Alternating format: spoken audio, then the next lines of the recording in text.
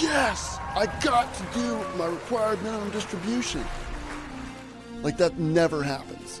What am I supposed to do now? The government's making me take this money and I don't need it. I don't want it and I don't want to pay taxes on it. Hey, thanks for joining us. I'm Josh, an EA with over 20 years experience in taxation, the CEO of Nat Business Solutions, and you are watching the Tax.Pro show. I'm glad you're here.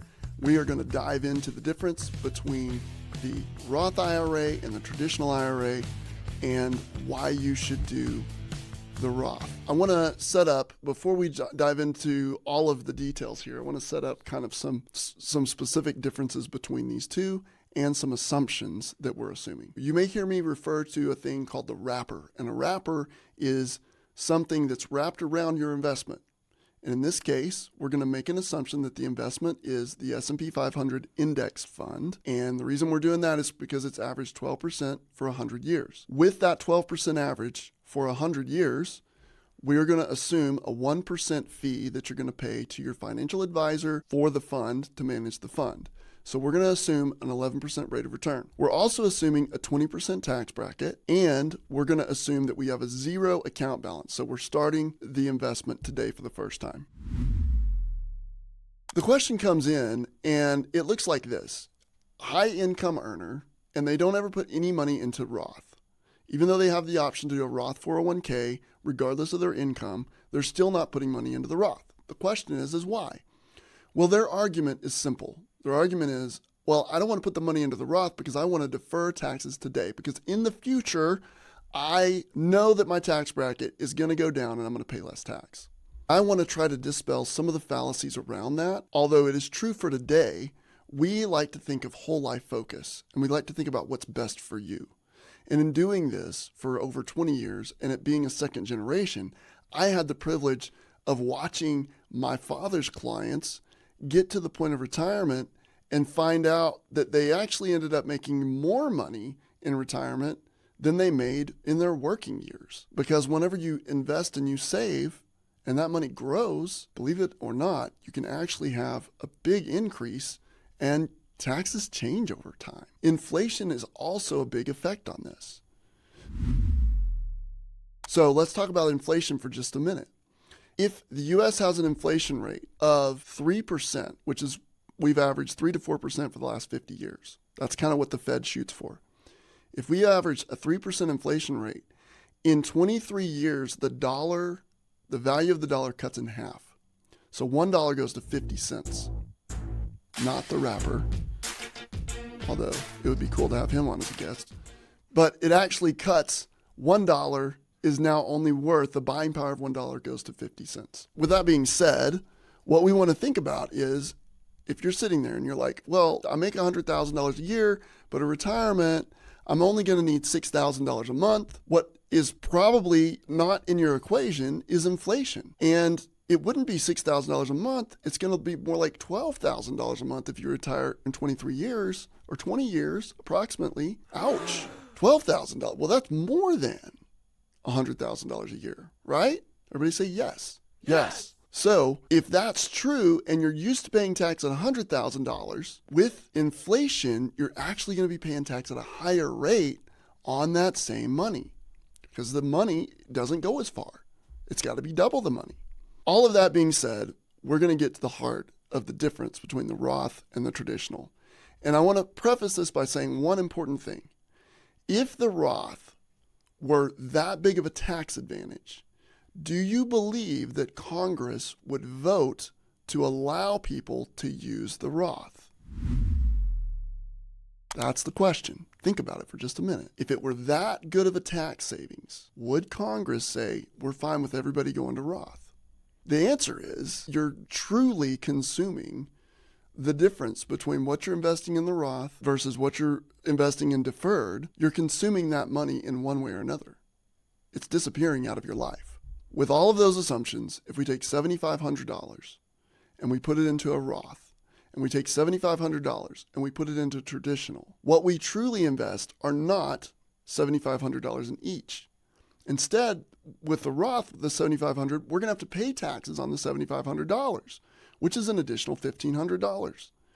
On the deferred, we get a tax deduction of $1,500. So we only invest $6,000 with deferred, and with traditional, we invest $9,000, $1,500 more. That's a $3,000 difference. 1/3 of the investment is increased when we go to Roth versus traditional. Think about that. The people that are maxing out their Roths are investing 1/3 more than the people that are maxing out their traditional deductible IRAs or 401k or SEP, whatever it is. The trick that everybody misses is that when you put the money into the Roth, you're actually investing way more money than when you leave it in the traditional. It's a big difference. So when you actually compound it and you take the $7,500 in the traditional versus the $7,500 into the Roth, and you calculate for the tax difference between the two, it's $3,000. And if we actually run the $3,000 out for 20 years versus the $9,000 out for 20 years versus the $6,000 out for 20 years, what we end up with is $24,180 difference, which is actually the money that was paid on the tax. So you're going to end up with more in the Roth account than you would in the traditional because you actually invested more money. Because what you invest in taxes is also a part of your investment, and you're going to get a rate of return on that investment. So I know one of the things that you guys are thinking about right now is there anything that could change the outcome? And the answer is yes. What could change the outcome? Let's talk about it. What if there's a scenario where you actually are paying taxes right now at a much higher rate, and in retirement, you're not? You're paying at a much lower rate. Is that a possible outcome? Yes. How does that factor in? In that case, it might be better to be deferred. And here's what we don't know. I can tell you this, Congress, who created the law, is not worried about this. And the reason they're not worried about this, I think, has a lot to do with inflation and how much they control with what's happening with those markets. It's not a concern for them. It probably shouldn't be a concern for you. However, in the event that you are paying a super high tax rate, you defer, and then when you're pulling that deferred out, that is a much lower rate, tax rate, you could come out better in that scenario, theoretically. It's definitely possible. One thing that everybody fails to acknowledge or recognize that's doing deferred, and most of the time they do this, it's not intentional, they have not lived through it. I have thousands of clients. I've worked with thousands of clients. Never have I had a client that walks into my office and is like, yes, I got to do my required minimum distribution. Like, that never happens. Instead, they're like, what am I supposed to do now? The government's making me take this money and I don't need it. I don't want it, and I don't want to pay taxes on it. So there's this penalty that you get whenever you're in deferred. And that is that the government's fine with this plan as long as they control when you get your money. With the Roth, they already got their money, so they don't care. You can leave it in there forever as far as they're concerned. They already got the tax dollars on it. But on a traditional, they have not. You deferred. So they're going to control when they get your tax dollars, and they're going to demand that you pay it. Right now, when you hit 73, you're going to pay the piper, so to speak. You don't have a choice. The key between the traditional and the Roth, really the only difference between the two, is the timing of when taxes are paid. That's all we're talking about here. With a Roth, you pay your taxes up front. You don't pay them later, you pay them today. And then you get tax-free growth on the Roth. With traditional, you're going to pay your taxes. You actually get a tax deduction today. You're paying less taxes in the current year. But whenever you pull that money out, every time you pull that money out, you've got to pay taxes on it. All of the growth is taxed. So it really comes down to a timing issue with regard to taxes on the different types of accounts. And this is a big thing. It's a misconception among literally most Americans don't know that one fact. The difference between Roth and traditional is the timing of the taxes, when you pay the taxes. When you do a Roth, you're not just investing the money in the Roth, you're also investing the money you're paying in taxes on that money, because that money is being taxed today, not when you take it out. And then you get tax-free growth after that. So that could be one big advantage. If the market outperforms 11% and you get a 20% rate of return, then you've got a much better chance of coming out better with the Roth because you'll have more growth and it'll compound more than our assumptions. So people believe that when they're early in their career, it makes a lot of sense to invest in Roth. And I totally agree. I would say throughout your entire career, it makes sense to invest in Roth. But definitely, for sure, when you're a lower income earner, you want to invest as much money as you can into that Roth IRA. As you get older, most people believe that when your income is high, it makes more sense to defer. So you defer it, so that later on, you'll pay less tax today, and later on when you pull the money out, you'll be in a lower tax bracket. That's the theory, okay? I argue there's some problems with that theory. Number one, in a sense, you're cheating yourself out of additional dollars to invest. So here's one thing you could do to overcome that. If you were to do traditional and deferred, you could say, we're going to do that, but we're going to take the amount of tax we would have paid on that Roth contribution and the amount of tax that we saved, and we're going to put that in a brokerage account, and we're going to label it taxes. And that money then could cover the taxes on the traditional with growth when you take it out. And then you're really comparing more apples to apples. So even if you're a high income earner, in my opinion, and mathematically, it makes more sense to put the money into the Roth. Unless you just have some crazy discipline, it's going to make more sense because it's going to trick you and you're going to invest more money. Instead, what we do is we invest and we take the tax deduction, high income earner, we take the tax deduction, and then what do we do with that money? And what do we do with the money that we would have paid on it if it were a Roth? We go buy a car or a house or a boat or whatever it is, right? We consume it in our lifestyle. And that's the difference. With the Roth, you're not going to consume it. You're going to pay the taxes on it today, and you're going to have much more in retirement later on. A third more. You tell us what you're doing. Are you investing in traditional or Roth? And then also tell me why. Just leave it in the comments below. I want to hear from you. I know you guys are watching this. I want to know what you're doing, and so we can talk about it. If we talk about tax rates, and if I ask you a question, what do you think is going to happen with our taxes? Do you think they're going to go up or they're going to go down? Everybody's going to say up. I mean, I don't know anybody that's like, they're going down. No, they're always going up, right? And I'll actually go a step further and say they're actually going up at a greater rate. Even if the tax rate goes down in percentage, it's still going up because inflation is kicking your butt. So it's still going up, and it's going to be going up. And there's no way I don't think that trajectory is changing anytime soon. They're going up. We can all agree they're going up. The lowest tax rate that we have right now is today's tax rate, regardless of the bracket that you're in. It's a myth to believe that later on it's going to be cheaper. It is not going to be cheaper. You're only saying that because you're not calculating inflation. All right, so if we're going to put $7,500 into the Roth, our true investment, if we assume a 20% tax bracket or 20 cents on the dollar in tax is what we're paying, our true investment is $9,000. The $7,500 plus the income tax on $7,500 at 20%, which is $1,500, which is $9,000. That's our investment into the account. No, $7,500 actually went into the account, but you invested the other $1,500 in taxes when you put the money into the account. And so the growth on that account, that tax-free growth, is your return on that investment at the end whenever you're trying to pull the money out. You don't have a required minimum distribution on a Roth. So when you get to 73, you can leave it alone and it can keep growing. And you can keep working, or you can be retired, or you can do whatever you want. But you don't have those same options. Now, on traditional, you put $7,500 in, but you take a $1,500 tax deduction on that $7,500, which effectively means you only invested $6,000. So the difference between the $6,000 and the $9,000 is $3,000.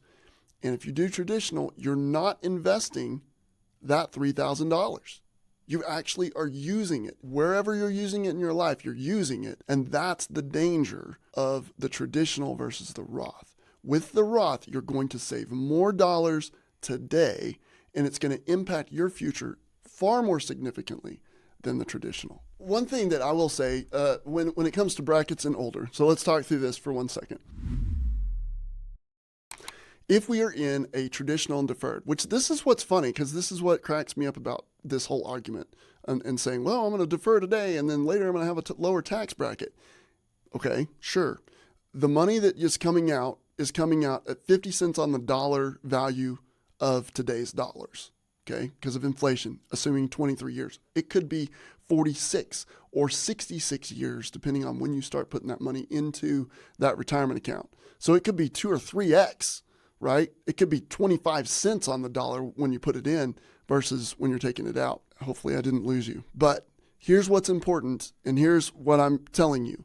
The only way to guarantee a lower tax bracket when you're older, or I would say not the only way, but one of the ways to guarantee it is to put the money into Roth. Because if you had, let's pretend that the only money you had invested was in a Roth, no other savings, no other money, all of your money was in the Roth.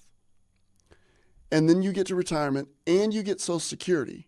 Your Social Security is not going to be taxable because your money coming out of the Roth is not taxable. And so you then have control over your tax bracket. And guess what? If you have no taxable income from the Roth and no taxable income from Social Security, guess what we have, folks? 0 tax bracket. Versus if you defer and you get to age 73, you have that RMD, required minimum distribution. When you take that money back out, it's taxed.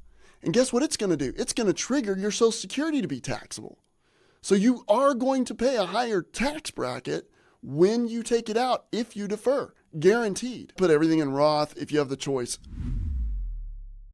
What I would say is this. If you are heavy in deferred right now, okay, so I'm going to talk to the people that put all their money in deferred and they got $1,000 or nothing in Roth. What do I do? And let's say your balance is pretty good, $500,000. Before you convert that, you need to work with a tax pro and a good financial advisor because you want to run out the scenario of when it makes sense to do that conversion because you're going to pay the taxes later on and you've already eaten that savings that you received for the most part. Most people have already consumed it. So the money's gone. They don't have the money to pay the tax to convert. We could convert and we could convert small amounts over the next several years and we do that as a tax strategy. But you've got to be very careful and very intentional because you can get yourself into a bind. What I would tell you to definitely not do, this is on the your stop doing list. Do not use money in the fund to pay the tax on the Roth conversion. Don't do that. If you're going to pay the tax on the Roth, you need to do that with saved money on the side. Don't touch the balance. Because if you do that with the money that's already in the fund, you're effectively even saving less than what you saved originally. So that's not a good plan. All right, so let's talk about required minimum distributions or RMDs. If you have a Roth, you are never required to do an RMD. It's not a requirement. Why? The government already got their tax dollars when you put the money into the account. So they have no vested interest in you pulling the money out of the account because they're not going to get anything for it. If you do a traditional, you're required to have a required minimum distribution. At 73, you've got to start taking money out of that account. And the government dictates it and tells you have to do it. For all of you out there that hate paying taxes, you're going to hate this when you hit 73. I'm just telling you. Trust me. Avoid the RMD by doing a Roth. The reason there is an RMD, required minimum distribution, is because the government wants their money. You can only hold their money for so long until they're like, nope, now you got to pay the piper, you got to pay your taxes, you're required to take it out. If you don't, the penalty for failure to pull the required minimum distribution is 50% of the amount that was required to be distributed. That's the penalty. So if you had a required minimum distribution of $10,000 and you don't take it, the penalty is $5,000 of that would go to the IRS. Ouch. If you find yourself in that situation, reach out. I've had lots of people in that situation and I've been able to help them get around it and fix that problem. No, you should not feel guilty. The fact that you have savings, retirement savings, is huge. Matter of fact, I don't have the stats in front of me. We could pull them up. Average account balance. I watch this stuff all the time, and it is wild. On average, the 35 to 44 median is $45,000. 45 to 54 is $115,000. 55 to 64 is $185,000. And 65 to 74 is $200,000. If you beat any of those categories in retirement savings, you're on the right track and you've not screwed anything up. If you don't beat any of those categories, don't fear, don't panic, right? Don't form an LLC. Step one, and that's an inside joke. If you have not followed me very long, you'll hear it.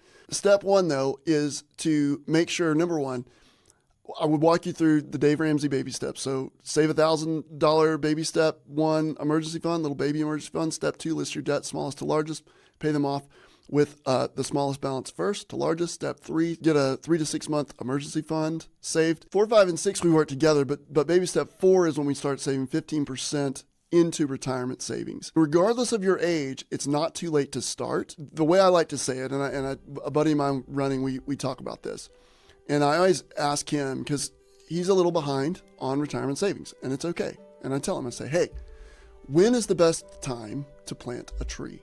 And we're running through this neighborhood, and these big, big, beautiful trees. And he's like, I don't know. And I was like 50 years ago, right? And I point to the large trees. When's the next best time to plant a tree? He was like, I don't know. And I was like, today. Right now, today is the next best time to plant a tree. So that's what I would encourage you to do. Plant your tree today. Even if you feel like you're late to the game, planting it today is much better than not planting at all. If you don't ever plant a tree, how can you ever expect shade? Thanks so much for watching this episode. If you would do us a huge favor, like and subscribe to this channel so it helps further our message. It gets it out to the people. It's an important thing that you can do to impact the future of America and their understanding of taxes. Thanks again. We'll see you on the next one.